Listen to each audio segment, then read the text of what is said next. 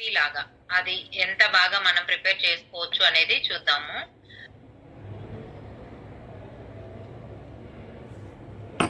ఏ thankful heart ఈ continual pest. మనం thankful heart ఎప్పుడు ఎలాగా అంటే ఎప్పుడు భోజనం విందు భోజనం చేసినట్టే ఉంటది. అంతే కదండి. మనం అందరికి థ్యాంక్ఫుల్ గా గ్రేట్ఫుల్ గా ఉన్నాము అంటే మనం ఒకరికి పెట్టడానికి సిద్ధం, ఒకరి నుంచి విందు భోజనం తీసుకోవడానికి సిద్ధమే అన్నట్టు జర్నలిస్ట్ బిజినెస్ మ్యాన్ క్యామరాన్ అని తన లైఫ్ స్పాన్ వచ్చేసి 1879 నుంచి 1953 దాకా ఉందండి. మనం ఎలా థ్యాంక్స్ చెప్పొచ్చు, ఈ మ్యాజిక్ ఇంగ్రీడియంట్ ఏంటి, దీని రెసిపీ ఏంటి అనేది చూద్దాం. Giving thanks for food before you eat is the tradition. మనము తినే ముందు ఇది పండించిన రైతు దగ్గర నుంచి, అంటే ఇత్తనం వేసిన వాడి దగ్గర నుంచి, నేల సారం కంప్లీట్ గా బాగున్న దగ్గర నుంచి, ఆ తర్వాత మనం ఏళ్ల కొద్దీ ఈ ట్రెడిషన్ ని ఫాలో అవుతున్న కొద్దీ రైతన్నకి థ్యాంక్స్ చెప్పాలి, మనకి మధ్యలో దళారులకి థ్యాంక్స్ చెప్పాలి, సూపర్ మార్కెట్ అతనికి థ్యాంక్స్ చెప్పాలి. ప్రతి ఒక్కళ్ళు పండించే వాళ్ళ దగ్గర నుంచి మన దగ్గరికి రీచ్ అయ్యేదాకా కొరియర్ బాయ్ కూడా మనం థ్యాంక్స్ చెప్పాలి. ఎలాగా అంటే ఇది ఈజిప్టియన్ కల్చర్ లో ఒక ట్రెడిషన్. వాళ్ళకి dating back to the ancient Egyptian లో ఫస్ట్ మనం ఒక ముద్ద కలిపి నోట్లోకి తీసుకునే ముందు అలా మనం థ్యాంక్స్ చెప్పుకునే తినేవాళ్ళంట ఈజిప్టియన్స్. మనం కూడా ఇప్పుడు అంతే కదండి. ఫస్ట్ ముద్ద దేవుడికి అని చెప్పి పక్కన పెట్టుకుంటాము, అది తీసుకెళ్లి కాకి పెట్టడం గాని అలా ఏమన్నా చేస్తాం కదా. మన fast space of life 21st సెంచరీలో ఉన్నాము మనం ఇప్పుడు. అప్పటి దాకా జరిగిన టైంలో కూడా ఇది మనం మన తాతలు తండ్రుల దగ్గర చూసే ఉండుంటాం కదా. ఎవరైనా చూసారా కాకి పెట్టడం గాని, దేవుడికి దండం పెట్టుకొని తినటం గాని?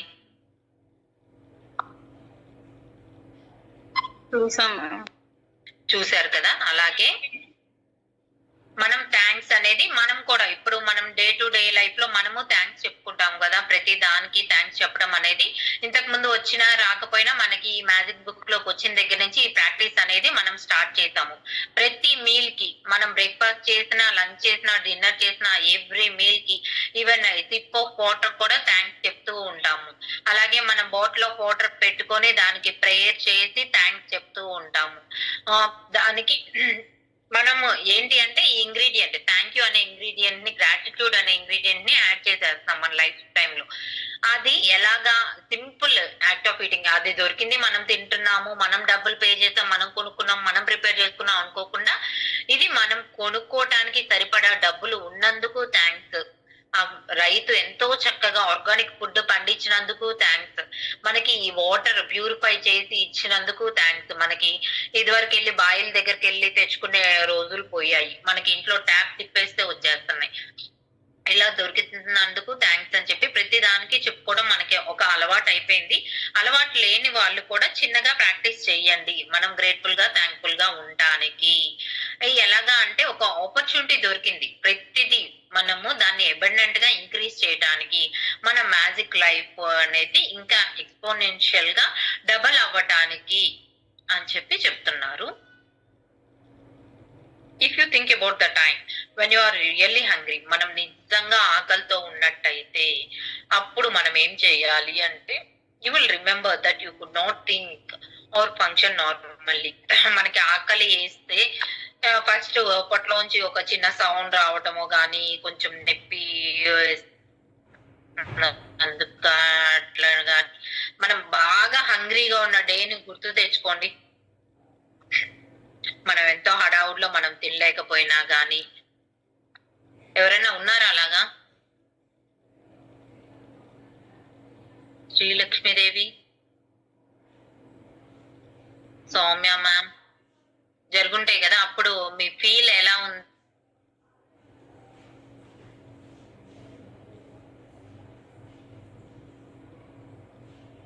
ఆకలి ఇచ్చినప్పుడు నార్మల్ గా ఉండే వల్ల కొంచెం కొంచెం డిఫరెంట్ గా బిహేవ్ చేయడం స్టార్ట్ చేస్తాం కదా. మన మైండ్ కూడా అప్పుడు స్టేబుల్ గా ఉండదు అనమాట, కన్ఫ్యూజ్ మోడ్ లో వెళ్ళిపోతుంది. ఊరుకునే అంటే మనం ఆకలిగా ఉన్నందుకే మనం ఏదో హడావుడిలో మనము తినలేదు, కానీ ఆ ఆకలిగా ఉన్నప్పుడు మనం ఫుడ్ దొరక్క తినక ఉండటం వేరే. ఫుడ్ దొరికి మనం టైం పెట్టుకోలేకపోతాం. ఇప్పుడు వర్కింగ్ ఉమెన్ ఉంటారు, వాళ్ళు మార్నింగ్ బ్రేక్ఫాస్ట్ చాలా మంది స్కిప్ చేసేస్తారు. ఎందుకు? అందరికి నలుగురికి క్యారేజెస్ ప్రిపేర్ చేయాలి వాళ్ళు, లేకపోతే మనమైనా సరే పూజ చేసుకోవాలి, పూజ చేసేదాకా తినను అని 12 దాకా బ్రష్ చేయకుండా 11కి స్నానానికి హడావుడిగా వెళ్ళిపోయి ఆ తర్వాత పూజ అయిపోయి 12కి ఇంకేం తింటాము, అప్పుడు బ్రేక్ఫాస్ట్ తినాలా లంచ్ తినాలా అన్న డైలమాలో బ్రేక్ఫాస్ట్ ని స్కిప్ చేసి బ్రంచ్ చేసే వాళ్ళు చాలా మంది ఉంటారు. లంచ్ బ్రేక్ఫాస్ట్ కలిపి అది ఇంటర్మీడియట్ ఫాస్టింగ్ గా ఇప్పుడు ఉపయోగపడుతుంది. కానీ కొంచెం ఒక 5-10 ఇయర్స్ అయిపోతే ఇది గ్యాస్ట్రిక్ ప్రాబ్లమ్స్ అనేది వస్తాయి. మనకి గబ్బా గబ్బా తినేస్తాం ఆకలి మీద, ఎంత హడావుడిగా తినేస్తా ఉంటాం. అప్పుడు చ్యూ చేసి తినేదానికన్నా మింగేయటమే ఎక్కువ అవుతుంది. You need food to live. మనం తినడానికి ఫుడ్ కావాలి, ఆలోచనకి ఫుడ్ కావాలి. సరిగ్గా ఆలోచించాలంటే కడుపు నిండితేనే ఆలోచన వస్తుంది. కడుపు నిండితే నిద్ర కదా మేడం వచ్చేది, ఆలోచన అంటారు ఏంటి అని డిఫరెంట్ గా క్వశ్చన్ చేయకండి. అంతేనా Soumya ma'am? Soumya ma'am,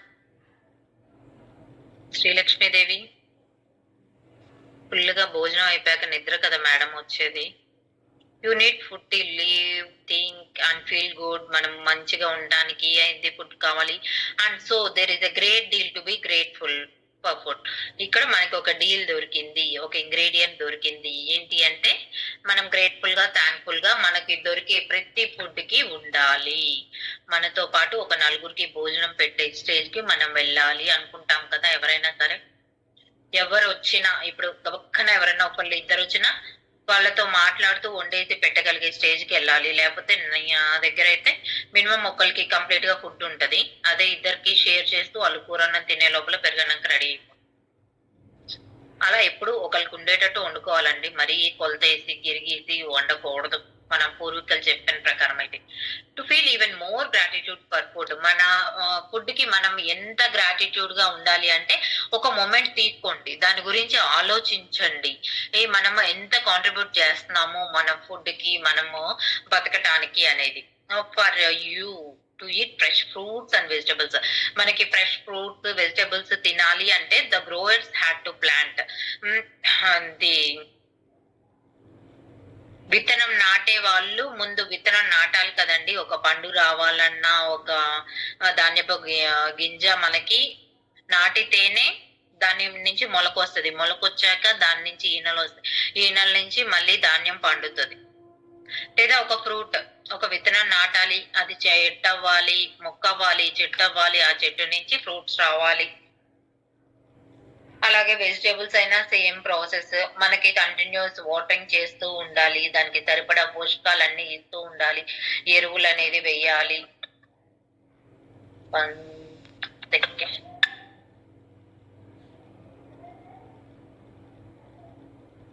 second అండి. శ్రీలక్ష్మీదేవి చదువుతా ఉంటావా ఈ లోపల? The growers had to plant. Okay. The growers had to plant and nurture the fruit and vegetables with continuous watering, protecting them over many months until they were ready for harvesting. Then there are the pickers, the packers and the distributors and the transportation people who drive enormous distances day and night, all of them working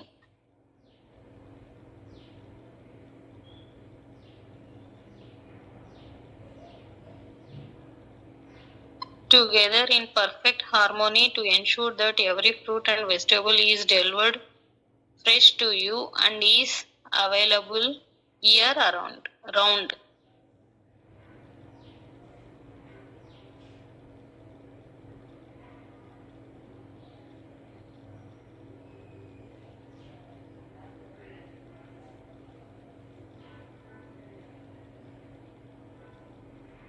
ఇక్కడ మనం continuous గా watering చేస్తా ఉండాలి. దాన్ని చక్కగా నీళ్ళలో పెరిగాయా, ఎండ ఎంత రావాలి అనేది కరెక్ట్ గా చూసుకోవాలి. కంప్లీట్ ఆ టైం కి హార్వెస్ట్ చేయాలి. బెండకాయలు వేసామంటే బెండకాయ మొక్కలు పెంచే వాళ్ళకైతే ఐడియా ఉంటది. ఒక 2 రోజులు మొక్కకి వదిలేసామంటే 3వ రోజు అది ముదిరిపోద్ది గ్యారంటీ. అప్పుడు మళ్ళీ అది గింజలకే పనికి వస్తుంది, కానీ మన కూర వండుకోవడానికి పనికిరాదు. అలాగే హార్వెస్ట్ చేయాలి. హార్వెస్ట్ చేసింది జాగ్రత్త చేయాలి. జాగ్రత్త చేసింది కరెక్ట్ టైంకి వచ్చి దళారి వచ్చి పిక్ చేసుకోవాలి. దాన్ని ప్యాక్ చేయాలి. అది డిస్ట్రిబ్యూటర్ కి ఇవ్వాలి. డిస్ట్రిబ్యూటర్ నుంచి ట్రాన్స్పోర్టేషన్ కి వెళ్ళాలి. ట్రాన్స్పోర్టేషన్ టైం కూడా ఆ డ్రైవర్ కరెక్ట్ గా తీసుకెళ్ళాలి. అది ఇన్ని అవర్స్ అని ఉంటది. అన్ని అవర్స్ లోకి తీసుకెళ్లిపోయి, ఇప్పుడు ఫ్లవర్స్ దానికి కరెక్ట్ ఎగ్జాంపుల్. ఎక్కువ టైం తీసేసుకున్నారంటే అవి వాడిపోతాయి. ఇంకా డస్ట్బిన్ లో వేయడానికి తప్పితే దేనికి పనికిరావు. బెంగళూరు నుంచి ఫ్లవర్స్ వస్తాయి, హైబ్రిడ్ ఫ్లవర్స్. అవి కరెక్ట్ టైం కి డెలివరీ అవ్వకపోతే అవి బొకేకి పనికిరావు. అవి ఇంకేం చేయాలి, ఇంక పడేస్తారు.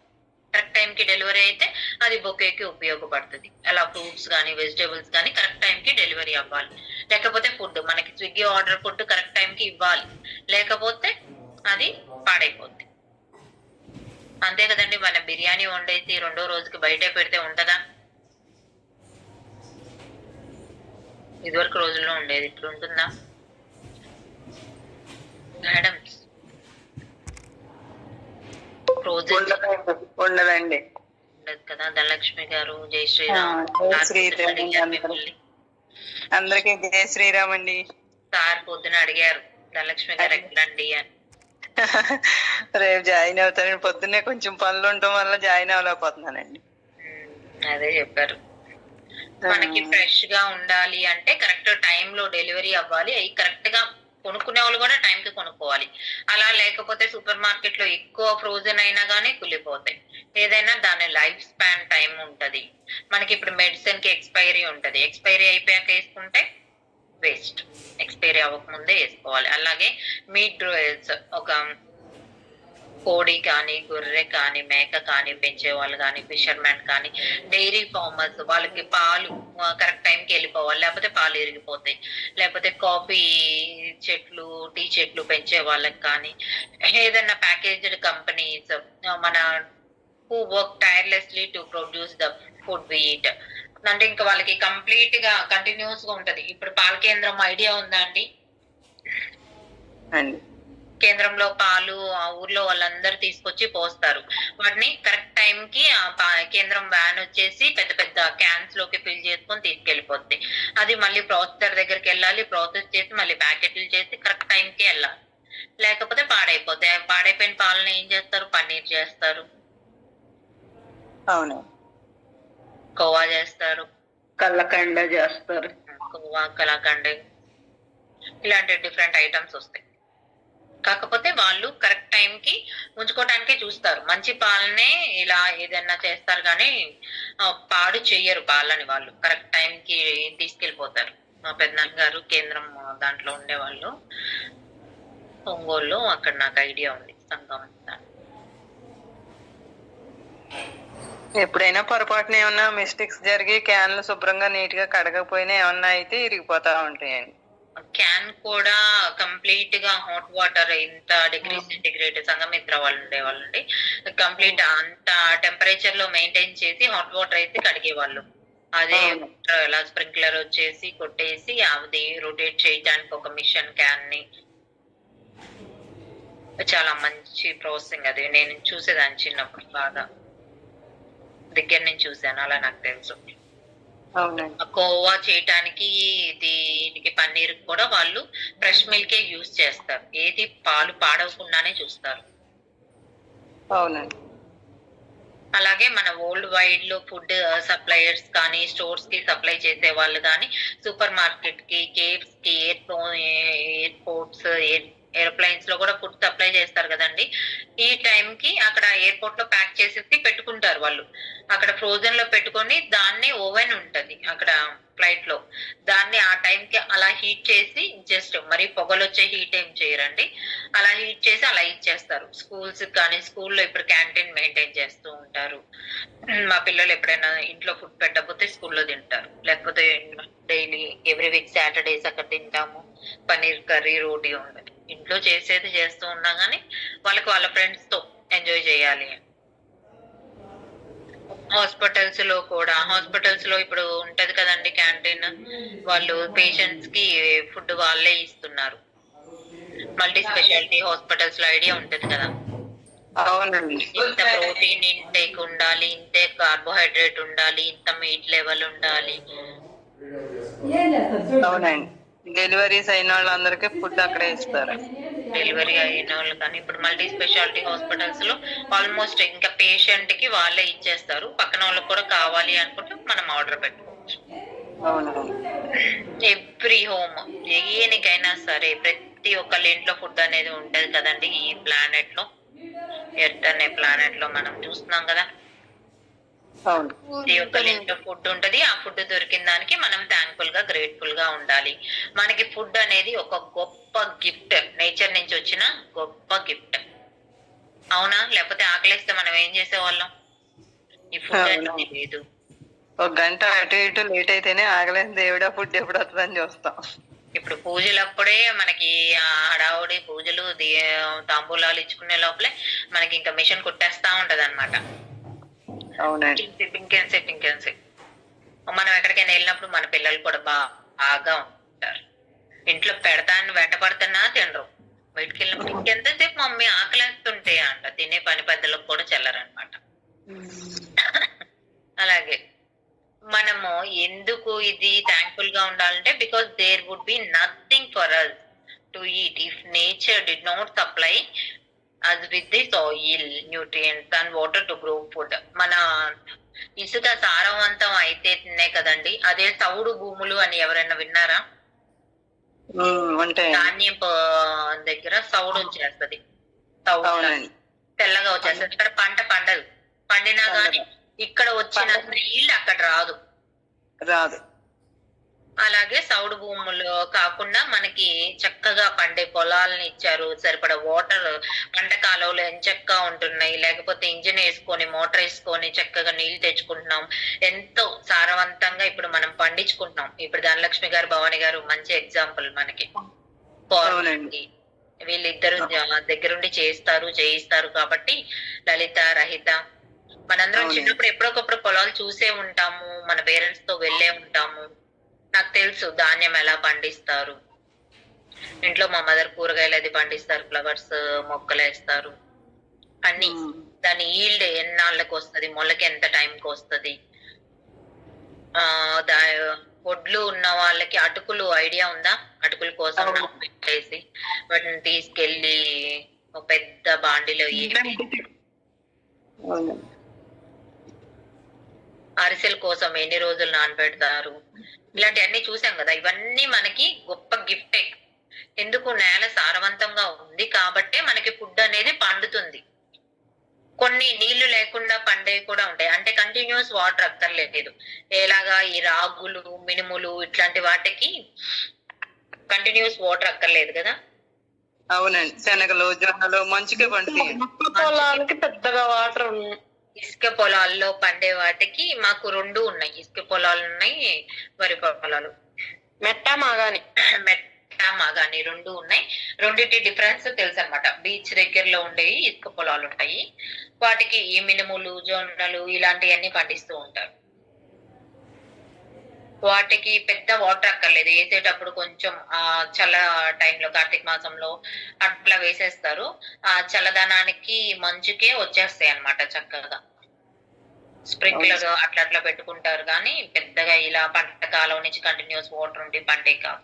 అలాగా ప్రతి ఫుడ్ మనకి దొరుకుతున్నందుకు, వెజిటేషన్ కి కంప్లీట్ గా ఉన్నందుకు, లేకపోతే యానిమల్స్ మనం తింటాం కదా, నాన్ వెజ్ తినే వాళ్ళందరం మేక, కోడి, కుక్క, నక్క, చాప, పిల్లి, ఎలుక, పక్షి, అలాగే మన హ్యూమన్ లైఫ్ లో ఏది తినేవాళ్ళకి అది. తినేవాళ్ళు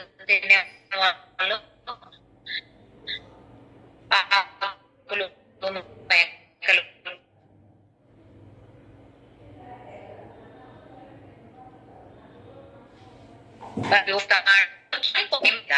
కొంతమంది ఇవేమి ఉడకబెట్టిన తినకుండా ఓన్లీ కాయలతో తినే వాళ్ళు చాలా మంది ఉన్నారు కదండి, చూస్తూ ఉంటాం మనము. ఇప్పుడు ఫోన్లు వచ్చాక ఇలాంటి న్యూస్లు బాగా తెలుస్తున్నాయి. ఇదివరకు పేపర్లో పడితే అమ్మో వీళ్ళు ఎలా ఉన్నారు, వీళ్ళు ఉప్పు తినకుండా ఎలా బతికారు, ఏంటి మోడీ గారు ఉప్పు తినరా, నిమ్మకాయ వేసుకొని తింటారా, ఉప్పు లేకపోతే సోడియం లెవెల్స్ పడిపోవు, ఇలా మాట్లాడుకునేవాళ్ళు కదా. అవును. అలా కూడా తినచ్చు. ఇప్పుడు మంతెన సత్యనారాయణ గారి దాంట్లో ఉప్పు ఉండదు, కొబ్బరి, దాని బదులు నిమ్మకాయ ఇలాంటి ఫుడ్ ఉంటది. అవునండి. ఉప్పు నూనె ఉండదు. వెన్న ఉంటది మళ్ళీ దాంట్లో, వెన్న మేగడే. వెన్న మీగడి, అది కొలెస్ట్రాల్ అనుకుంటాం, అది కాకపోతే గుడ్ కొలెస్ట్రాల్. ఇప్పుడు మా ఓనర్, మా అమెరికా అత్తయ్య అని చెప్తాను, మా మావయ్య గారు వాళ్ళ వదిన గారు మేనమామ కూతురు, తను అన్నిట్లోకి నెయ్యి వాడతారు. ఎంచక్క తాలింపులకు కూడా, పప్పు తాలింపులు అని, ఈగుళ్ళు కానీ నెయ్యి వాడేస్తా ఉంటారు, ఆవు నెయ్యి. డీప్ ఫ్రైకి ఒక్కసారి యూజ్ చేసిన ఆయిల్ సెకండ్ టైం యూజ్ చేయదు.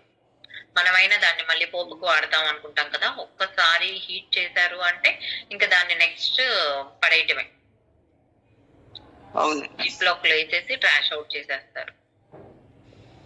యుఎస్ లో ఆ పద్ధతి ఉంటది. మళ్ళీ హీట్ చేస్తే క్యాన్సర్ కి మనం ఇన్విటేషన్ కార్డ్ ఇచ్చినట్టు అని చెప్పి అలా చేస్తారు.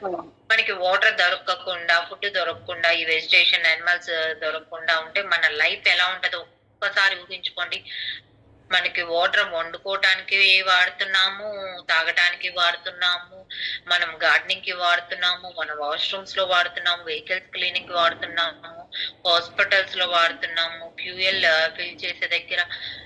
ఒక్కసారి ఆలోచించండి, మైనింగ్ దగ్గర, మ్యానుఫ్యాక్చరింగ్ ఇండస్ట్రీస్ దగ్గర, ట్రాన్స్పోర్టేషన్ దగ్గర, రోడ్స్, క్లోత్స్ మేకింగ్ దగ్గర కూడా. ఇప్పుడు ఎవరికైనా వీవింగ్ ఐడియా ఉందా? కండెలు చుట్టే దగ్గర నేత ఎవరికైనా ఐడియా ఉందా అండి? లేదండి. లేదు. మేము చిన్నప్పుడు మా ఇంట్లో ఆ తిప్పే వీల్ అదంతా ఉంది.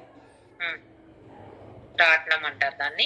దాని నుంచి కండెలు, చిన్న దారపుండ రీల్ ఉంటది కదండి, దాన్ని కండె అంటారు. కండె నుంచి ఆ మగ్గంలో పెట్టేది ఒక మగ్గం ఇది ఉంటది, తాన్లు లాగా క్లాత్, ఒక శారీ కానీ, చున్నీ టాప్ కానీ గాంధీ గారి ఫోటో ముందు ఉండేది చూడు, ఒకవైపు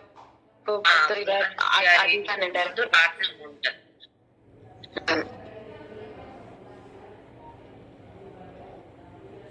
ఇది ఒక లాంగ్ థ్రెడ్ ఉంటది అనమాట. మన శారీకి ఒక సైడ్ హారిజాంటల్ గా ఉండేది, వర్టికల్ గా ఉండేది ఉంటది కదండి. పొడవుగా ఉండే దార బయట పెట్టేసి దానికి ఎక్కడ తాళ్ళకుండా ఎండు పెట్టుకున్నారు. తర్వాత అడ్డంకేమో ఈ చిన్న చిన్న దారపుండలని పెట్టుకొని అవన్నీ వేసుకొని ఫ్లవర్ డిజైన్స్ ఏమన్నా ఉన్నా, బుడ్డీలు ఉన్నా అట్లాంటివి చేతి మధ్యలో వాటర్ కట్టుతూ ఉంటారు, లేకపోతే స్కార్చ్ గంజిలో ముంచుతూ ఉంటారు. ఎందుకు? ఇప్పుడు హ్యాండ్లూమ్, మంగళగిరి హ్యాండ్లూమ్, మంగళగిరి పట్టు, లేకపోతే పట్టు చీరకైనా స్కార్చ్ చూస్తారు కదా, గంజి బిరువు మీద ఉంది అని. కాటన్ శారీస్ కానీ గంజి మీద ఉన్నది, మామూలుగా ఉన్నది డిఫరెన్స్ మనకే తెలుస్తుంది కదా. దానికి వాటర్ కావాలి. ఇప్పుడు మెయిన్ నేను చెప్తుంది ఎందుకంటే క్లాత్ ప్రిపేర్ చేయడానికి కూడా వాటర్ యూజ్ చేస్తాం. అలాగే ప్లాస్టిక్ తయారు చేసేటప్పుడు యూజ్ చేస్తాం. గ్లాస్ ఓవర్ హీట్ అయిపోయినప్పుడు దాని మీద వాటర్ స్ప్రింకిల్ చేసి మళ్ళీ కొద్దిసేపు చల్లబరిచి మళ్ళీ మెటల్ ఏదైనా చేసేటప్పుడు కూడా యూజ్ చేస్తాము. మన లైఫ్ సేవింగ్ మెడికేషన్ ఏంటి అంటే వాటర్. మనం మన ఇల్లు కట్టడానికి ఉండేటప్పుడు కూడా వాటర్ వాడతాం కదండి. ధనలక్ష్మి గారు చెప్పాలి. చాలా కావాలండి. వాటర్ చాలా కావాలి. ప్రతిరోజు కట్టిన దగ్గర నుంచి తడుపుతా ఉంటాం, స్లాబ్ వేసిన దగ్గర నుంచి. అది స్లాబ్ కి నీళ్లు పట్టేసి అది పాచి పట్టేదాకా ఉంచి ఆ తర్వాత దాన్ని గీరేసి ఇంత ఉంటది కదా. ప్రతి దానికి వాటర్ అనేది కావాలి. మన బాడీలో 70% వాటర్ తోటే ఫిల్ అయిపోయి ఉంటదండి. దాన్ని మనం 70% ఫుడ్ పెట్టి పాడు చేస్తున్నాం. ఎప్పుడైతే 70% వాటర్ ఉంటుందో అది చాలా అద్భుతంగా ఉంటది. అలాగే మన ప్లానెట్ ఎక్కువ, మనకి ఇప్పుడు ల్యాండ్ కూడా 30% ఉంటదండి, 70% వాటర్ తోటే ఉంటది. మన ఇండియా మ్యాప్ ఒక్కసారి దాని కళ్ళ చుట్టూ తెచ్చుకోండి, ఒకసారి కళ్ళు మూసుకొని ఊహించుకోండి. Arabian Sea, Indian Ocean, Pacific Ocean, మహాసముద్రాలు, నదులు,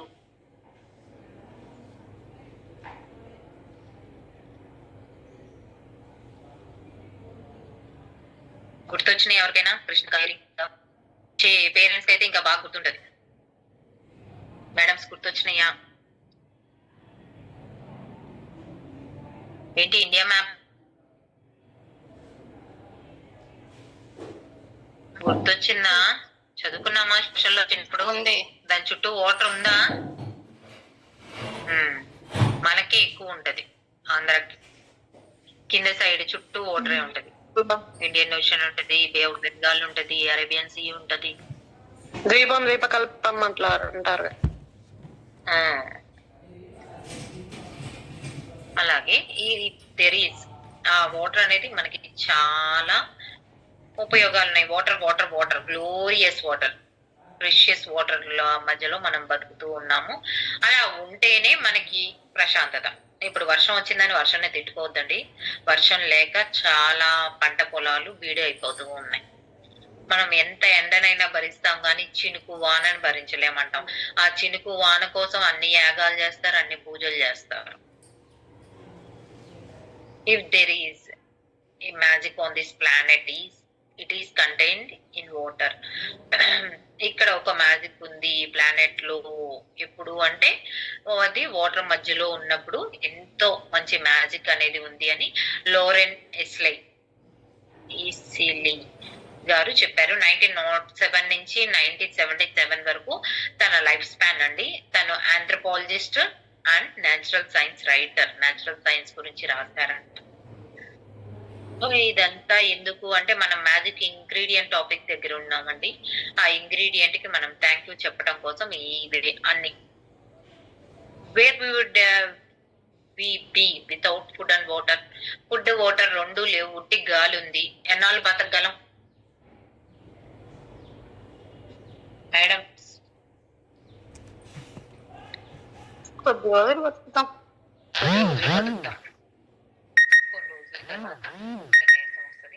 ఆ తర్వాత ఇంకోటి వస్తుంది. తర్వాత చిన్న చిన్నగా లోపల పార్ట్స్ అన్ని ఫెయిల్ అయిపోతాయి. ఆ తర్వాత మనం పొద్దున చెప్పుకున్న పవర్ ఆఫ్ నౌ లో టాపిక్ మన పేపర్ మనం రాసేస్తాం. అంతేనా? నిన్న రాసుకున్నది అప్పుడు యూజ్ అయ్యింది. అప్పుడు మన శ్రద్ధాంజలి ఇంకొకరు కట్టిస్తాం. None of our family or friends would be here either. ఎవరు ఉండరు ఫుడ్ వాటర్ లేకపోతే. ఎవరైనా సరే సైన్ ఆఫ్ చేసేసి వెళ్ళిపోవాల్సిందే. We would have this day or any tomorrow. ఒక రోజు ఉంటాము, లేకపోతే 2 రోజులు ఉంటాము, 3వ రోజు ఇంకెళ్ళక తప్పదు. But there we are on this beautiful planet together. కానీ మనం ఈ బ్యూటిఫుల్ ప్లానెట్ లో గుంపులుగా బతికేస్తున్నాం. Living life with its challenges and ఎస్టాటిక్ joys. ఎన్నో లైఫ్ ఛాలెంజెస్ ని ఫేస్ చేస్తూనే ఉన్నాం కదండి. అన్ని సుఖాలే అయితే దుఃఖంకి చోటు ఎక్కడ ఉంటది, అన్ని దుఃఖాలే అయితే దుఃఖంకి చోటు ఎక్కడ ఉంటది అన్నట్టు ఛాలెంజెస్ ఎప్పటికప్పుడు ఫేస్ చేస్తూనే ఉండాలి. అది బాగుంటది, లేకపోతే బోరింగ్ గా ఉంటది. అవునా కాదా? సత్య ఆన్సర్ చేయగలదు దీన్ని. మేడం సత్య చెప్పండి. ఛాలెంజెస్ లేకపోతే లైఫ్ బోర్ కొట్టిద్ది కదా? బోర్ కాదు, మనకి అనేది ఒక ఆలోచన ఉంటే మనకి టైము తెలీదు, అలా వెళ్ళిపోతుంది లైఫ్. ఇప్పుడు జ్యోతి ఉంది, జ్యోతికి కేక్ ఆర్డర్ కేక్ ఆర్డర్ లేకపోతే పిచ్చెక్కిద్ది దానికి. పిచ్చెక్కిపోయిద్ది అనమాట. దాంతో ఎవరు మాట్లాడినట్టే అది ఫీల్ అయిపోయింది. అలాగే ఎవరికి ఏది ప్యాషన్ అది తన వర్క్ అది కాబట్టి అది ఉంటే అట్లా వెళ్ళిపోతుంది. ఎందుకు అంటే తను ఎవరిని ఒక రూపాయి అడగద్దు, నాతో నేను హెల్ప్ చేయగలను. అదేంటి తనకి తను వాడుకోవటం అని కాదు, ఎవరికొకరికి హెల్ప్ చేస్తా ఉంటది ఎప్పుడు. ఇప్పుడు ఒక కేక్ చేసింది అంటే దాంట్లో మిగిలిన పార్ట్స్ అన్ని కూరగాయలు అమ్మే వాళ్ళకి దగ్గర నుంచి స్కూల్ దగ్గర ఉన్న పిల్లలకి కానీ ఎవరికొకరికి ఇచ్చేస్తా ఉంటది. ఏం చేసుకుంటది? రోజు కేకులు. పిజ్జా ఉంటది, పిజ్జా కరెక్ట్ వాళ్ళకి వరకు చేసేనా ఇంకొక ఎక్స్ట్రా పిజ్జా చేసుకొని వాళ్ళ ఇంట్లో ఎంత వరకు తింటారో అంతవరకు ఉంచుకుంటారు. లెఫ్ట్ ఓవర్ ఫుడ్ ని ఎవరికొకరికి పనిచేస్తా ఉంటది. అలా బైక్ వేసుకొని వెళ్ళి అలాగా ఫుడ్ ని వేస్ట్ చేయదు. ఫుడ్ వాల్యూ తెలిసిన వాళ్ళు ఎవ్వరూ ఫుడ్ ని వేస్ట్ చేయరు. మనలో ఎంతమంది వేస్ట్ చేస్తున్నారండి లెఫ్ట్ ఓవర్ ఫుడ్? నేను వేస్ట్ చేయను. హర్షకు కూడా చెప్తాను. మనకి అది టిఫిన్ ఎప్పుడన్నా వద్దు అంటే ఈ మాత్రం తినడానికి కూడా లేక చాలా మంది ఉన్నారు, అట్లా వేస్ట్ చేయకూడదు, తినాలి. భోజనానికి వెళ్ళినా చెప్తాను, నీకు తినేదే పెట్టించుకో అని చెప్తాను. అలా పాపం మాకు ఎవరన్నా స్వీట్ బాక్స్ తెచ్చిన ఫ్రూట్స్ అయినా వెళ్ళి ఎవరికైనా ఇవ్వటం పంచడం చేస్తాను, కానీ నాకు మిగలపోయినా పర్లేదు, ఇచ్చేసేస్తా ఫస్ట్. ఇప్పుడు మాకు మొన్న ఇది సంక్రాంతికి టేబుల్ సరిపోలేదు, ఫుల్ నిండిపోయినాయి. 1 by 1 వచ్చేస్తానే ఉన్నాయి. ఇంకేం చేద్దాం, అన్ని ఒక కవర్ పెట్టేయటం, మనకి కావాల్సినంత వరకు ఇచ్చారు అని చెప్పి నామకే వాస్తే 1-2 తీసుకోవటం, మిగతా అన్ని అలా పెట్టేసి ఆశ్రమంకి పంపించేస్తాం. ఇప్పుడు శ్రీధర్ సార్ కూడా న్యూ ఇయర్ కి ఎంతో మంది కేక్స్ ఇస్తారు. ఆ కేక్స్ అన్ని అలా ఆశ్రమంకి వెళ్ళిపోతాయి. ఒక 10 కేక్స్ అయిన వెంటనే తీసుకెళ్ళిపోయి ఆశ్రమంకి పంపించేసి అక్కడ వాళ్ళని కట్ చేసేసుకోమని చెప్తారు. వాళ్ళందరికీ న్యూ ఇయర్ రోజు హ్యాపీ బర్త్డే అన్నట్టు. అలాగా మన లైఫ్ సింపుల్ గా ఒక మ్యాజిక్ వర్డ్ చుట్టూ తిరుగుతూ ఉంది, అది థ్యాంక్ యూ. మనం థ్యాంక్ యూ దేనికి చెప్పాలి? మన ఫుడ్ కి చెప్పాలి, మన వాటర్ కి చెప్పాలి, మనం తాగుతున్నందుకు, తింటున్నందుకు, మనం దాన్ని గుర్తించినందుకు, ఇలాంటి అద్భుతమైన ఫుడ్ మనకి దొరికింది, ఇలా అద్భుతమైన నీరు, మంచి నీరు మనకి దొరుకుతుంది. సముద్రంలో నీరు మనం తాగడానికి ఉపయోగపడుతుంది కదా, ఉపయోగపడిద్దా అండి? లేదు కదా. గంగి గోవు పాలు చిటికెడైనను గరిటెడైనా చాలు, కడివిడైనా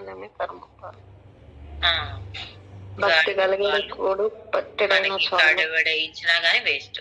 గోవు పాలు ఒక స్పూన్ ఇచ్చినా అది ఒక పెద్ద ప్రసాదం లాగా తీసుకుంటాం. ఆవు జున్ను ఎవరన్నా షేర్ చేయటం చూసారా? కొంచెం కొంచెం పెట్టినా అది ఎంతో పంచుతారు ప్రసాదం లాగా. 60 సంవత్సరాలకు ఒకసారన్నా తినాలంట. మన లైఫ్ టైమ్ లో ఒక్కసారైనా తినాలి అది. ఆవు డెలివరీ అయ్యేటప్పుడు దాని చుట్టూ ప్రదక్షిణ చేస్తే మనం ముల్లోకాలు తీసి తిరిగేసినట్టు అంట. అవునండి, మేము తిరుగుతా ఉంటామని చాలా సార్లు. మీ దగ్గర అయ్యే ఉంటాయి కాబట్టి కంటిన్యూస్ గా మీకు అది రాత్రి అయినా గానీ. మా చిన్నప్పుడు మా డాడీ వాళ్ళ ఫ్రెండ్ వాళ్ళు పెంచుకునే వాళ్ళు వచ్చేసి ఇంటి దగ్గర తలుపు కొట్టేసేవాళ్ళు అనమాట. ఆవుకి శ్రీమంతాలు చేయటాలు అవి మా చిన్నప్పుడే. ఇంటికి దానికి ఉయ్యాలు కట్టేసి ఊపటాలు, అలాగా చాలా చక్కగా చేసేవాళ్ళం. అర్ధరాత్రి వెళ్ళి ప్రదక్షిణ చేసేయటం. ఆ దూడతో పాటు మేము పరిగెడుతూ ఉంటాం. మా దగ్గర గేదెలు ఉండేది, దూడలతో పాటు మేము రన్నింగ్ రేస్ అనమాట. అవి పుట్టినవి బాగా 1 month దాకా భలే పరిగెడతా ఉంటాయి ఇక చెంగ్ చెంగ్ అని. అవునండి, వాటితో అది ఫస్ట్ వెళ్తుందా మేము ఫస్ట్ వెళ్తామా అని గేమ్ పెట్టుకునే వాళ్ళు. అలాగే మనకి ఫుడ్, వాటర్ ఎంతో ప్రిషియస్, దాన్ని ఎవరు వేస్ట్ చేయొద్దు. వాటర్ కూడా చాలా జాగ్రత్తగా వాడుకోండి, ఎందుకు మన నెక్స్ట్ జనరేషన్ కి అది దొరకదు. ఇప్పటికి మనమే కొనుక్కుంటున్నాం. మన చిన్నప్పుడు ఎంతమంది వాటర్ బాటిల్ ని కొన్నారండి? ఇప్పుడు ఒకటి ఎప్పుడన్నా చూసారా అండి ఎవరైనా? సైకిల్ కి యాడ్ వచ్చింది కదా,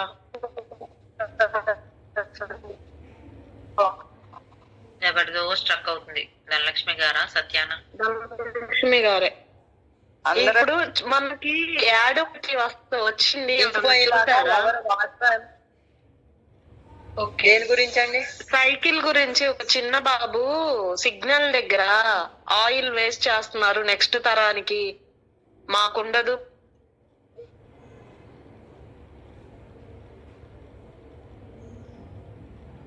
ముందు వాడి చూడండి, తర్వాతే నమ్మండి. ఓకే, ముందు మనం వాడుకుందాం, తర్వాత జనరేషన్ కూడా వాళ్ళకి పాస్ చేసుకుందాం, కానీ ఓకే. మనం వాటర్ ని ఎలా వేస్ట్ చేస్తాం? వాషింగ్ మిషన్ ద్వారా బ్రహ్మాండంగా వేస్ట్ చేయగలం. మనం ఇదివరకు బట్టలు ఉతుక్కోవడం ఎంత వాటర్ ఉండేది, ఇప్పుడు ఆక్వాగార్డ్ ఎంతమంది యూజ్ చేస్తున్నారండి? దాని నుంచి వచ్చే వేస్ట్ వాటర్ అలా వదిలేయకుండా పట్టుకొని ఇల్లు తుడుచుకోవటానికి, గిన్నెలు కడుక్కోవటానికి ఎంతమంది వాడతారు? ఎవరు వాడరండి. వాడే వాళ్ళు ఉన్నారండి. మా వదిలే. brother వాడతారు. నేను అప్పుడప్పుడు వాడతా మేడం. మా అన్నయ్య రోజు దానికి ఒక బబుల్ పెట్టుకొని అది ఫిల్ అయ్యాక తీసి గిన్నెలు దాంతోటే కడుక్కుంటాడు, మాపింగ్ దాంతోటే చేస్తాడు, మొక్కలకి అవే పోస్తాడు, బయట మెల్ల దాంతోటే కడుక్కుంటాడు. వాళ్ళ వైఫ్ ఇసుక్కుంటది కానీ తను చాలా చక్కగా చేస్తాడు అలాంటి పనులు. మా మదర్, మా బ్రదర్. అంతే ఇంకా ఎందుకు అంటే మా పొలం అలా వాటర్ పెట్టడానికి పొదుపు ఒకసారి చేస్తే మంచిదే. చెయ్యరు చాలా మంది వేస్ట్ చేస్తారు. కొంతమంది గిన్నెలు కూడా చాలా పొదుపుగా కడుగుతారు నీళ్లతో. కొంతమంది అలా ట్యాప్ తిప్పేసుకొని కడుగుతూనే ఉంటారు. మన మేడ్స్ దగ్గర చూడొచ్చు. సన్న దారి పెట్టుకొని కడిగే వాళ్ళు ఉంటారు, పెద్ద దారి పెట్టేసి అలా పోతూ ఉంటాయి. అది గంగా కృష్ణ కావేరి పొంగిపోతున్నాయమ్మా పాపు అని చెప్పి అరుస్తూ ఉంటారు. నీళ్ళు మనం ఇంత జాగ్రత్తగా వాడితే మనీ కూడా దానికి రిలేటెడ్ అండి. అది మనకి ఎందుకు అంటే నెక్స్ట్ జనరేషన్ కి, అంటే మనకి ఏడవలేంలే కానీ నెక్స్ట్ జనరేషన్ కి ఎందుకు అంటారని అప్పట్లో పెద్దవాళ్ళు చెప్పేవాళ్ళు. మా నాన్నమ్మ చాలా తక్కువ నీళ్ళతో గిన్నెలు కడిగేది. ఆమె దగ్గర అందుకే అంతా నిలబడింది. మా తాతగారు, మా ఫాదర్ 7th క్లాస్ లో చనిపోయారు. మా బాబాయ్ ఇంకా తక్కువ, 4th గ్రేడ్ 3rd గ్రేడ్ అట్లా. ఆ వాటర్ కి స్టోరీ ఉంది కదా, రాజుగారి దగ్గరికి ఇద్దరు పాడి చేసే ఆడవాళ్ళు ఇద్దరు వస్తారు, ఐడియా ఉందా? కాళ్ళు కడుక్కోమని నీళ్ళు ఇస్తారు ఒక డబ్బా. ఒక ఆమె ఏమో ఎక్కువ నీళ్ళతో కడిగిద్ది, ఒక ఆమె ఏమో తక్కువ నీళ్ళతో కడుక్కునిద్ది. అవునండి, మర్యాద రామన్న తీర్పు.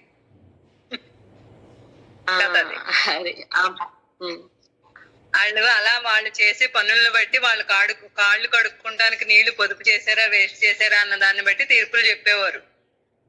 తీర్పు చెప్తారు వాళ్ళు. నేను 10 గేదెలు పాడి చేసే ఆమె దగ్గర ఎందుకు తీసుకుంటాను, ఒక గేదె పాడే ఆమె దగ్గర అని అక్కడ. అవునండి. అయితే ఇద్దరికి నీళ్ళు ఇస్తే ఈ 10 గేదె చెంబు నీళ్ళతో పోయేది బిందెలు